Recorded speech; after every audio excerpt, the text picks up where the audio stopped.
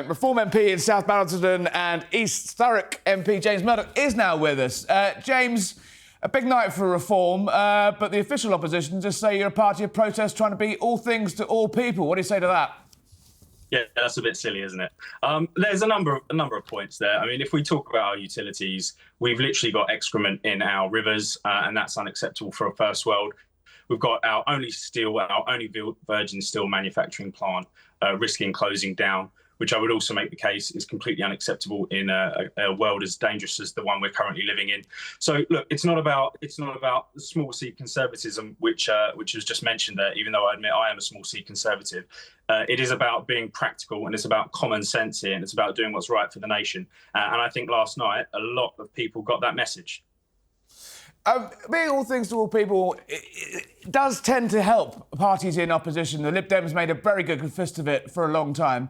Isn't it, Mr. McMurdock? The fact is that, you are now going to actually have to prove that Reform can run stuff, be it councils, another MP, possibly mayoralties coming later down the line later today.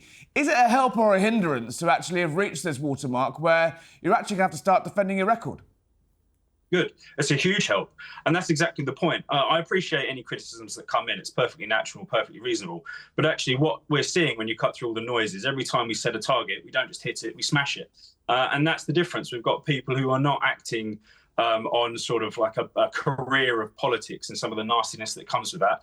There's just a practical element of delivering for the country, and that means being adaptable, looking at the problems and hitting them head on. And so far, we are absolutely doing a fantastic job of that, thanks to our head office and thanks to Nigel Farage, who's doing a phenomenal job as our leader. Is it all professional and happy-clappy, as you make out, though? In the last few weeks, we've seen one of your MPs, Rupert Lowe, kicked out the party. He's now trying to, he's now sending letters before action, legal letters to the leader. You've got Ben Habib, the former deputy leader, setting up his own political party. There's rumblings about some of the relationships around Zia Youssef, the party chairman. Is it actually as sunny and optimistic as you're saying? Because it looks to me that it looks quite divided at points. No, I think there's a few things here. Look at what people do, not what people say. I think Rupert's a fantastic MP. I'm going to do everything I can to sort of steady the waters over time there. But look, what have people learnt from this? They've learnt that the party's not to be trifled with, and neither's Rupert, and that's not a bad thing. What's happening outside of our party with other people it's up to them. And competition is a good thing, so I'm all for it. And if it helps the country, then great.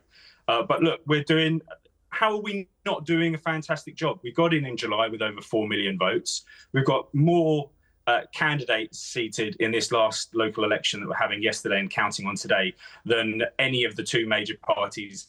And that's the first time in a century. But just mark us on what we're doing. We're doing a fantastic job. James, stay there. I'm going to go back to Gareth. Gareth, across the political map that we've seen so far in these local election results, there's a number of seats where the Conservative Party have achieved a small amount of votes, but more than the votes between Reform and Labour, and handed those council seats to Labour. If that was replicated across the country in seats, in Commons seats, we're essentially voting Tory instead of Reform is going to allow another Keir Starmer government. Surely the time has come for some form of arrangement or pact where the party with the most obvious chance of beating Labour surely has to step aside, surely has to be given a clear run. Well, it is right that I want to get rid of Labour. I think the damage that they're doing to our economy is just unbelievable and being felt every day by businesses and families and pensioners across the country. I'm in Lincolnshire right now, and farmers will tell you how devastating the family farm tax is, and that's why we've led the charge against that. They're voting Reform.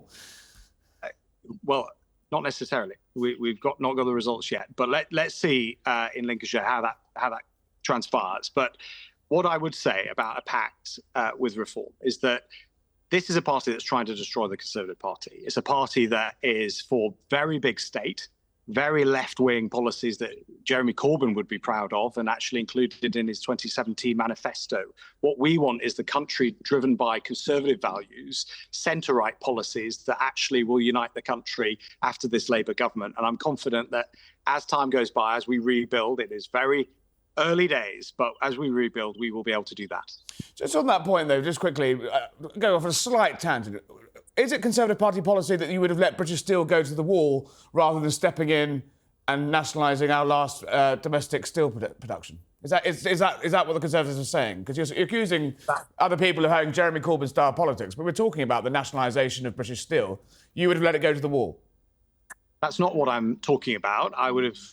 We would have assessed that differently and acted quicker than Labour, but to massively nationalise all utilities, as Reform had proposed several times, that would not be sensible, and it would cost a significant proportion of our GDP to do so, and would not enable them to cut the taxes that they say they want to cut. And so, while it was described earlier by Reform on your show as silly, it's a perfectly reasonable question to ask as to how that £140 billion of spending would be paid for that he put forward. Now, the punchline here is that Reform are now going to be in a position of responsibility. They're going to have to take responsibility, and we're going to hold them to account, and the country will be able to make a judgment of that several years from now.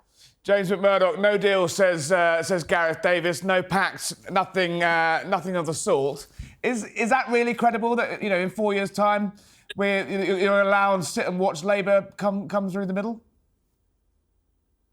Well, look, it's interesting that he would say that, because it's actually Nigel saying no deal. And every time I speak to a local Tory, they're begging me for a deal or to lose an election map pack from somewhere. Look, we have to listen to our voters, and we have to do what's right for the country. The gentleman was talking a very reasonable game around small c conservatism, which I completely agree with.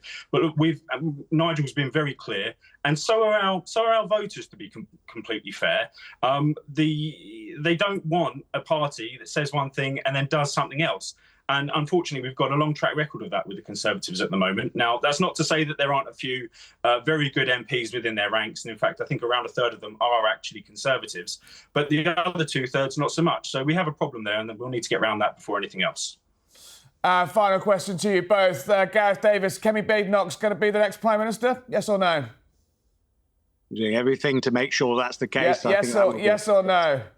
Yes, that will be the case. You got there eventually. James McMurdock, Nigel Farage, next Prime Minister, yes or no? Easy yes. See, look, there we go. Not quite harmony, but finally a question answered. Gentlemen, James McMurdock from Reform, Gareth Davis from the Tories, thank you very much.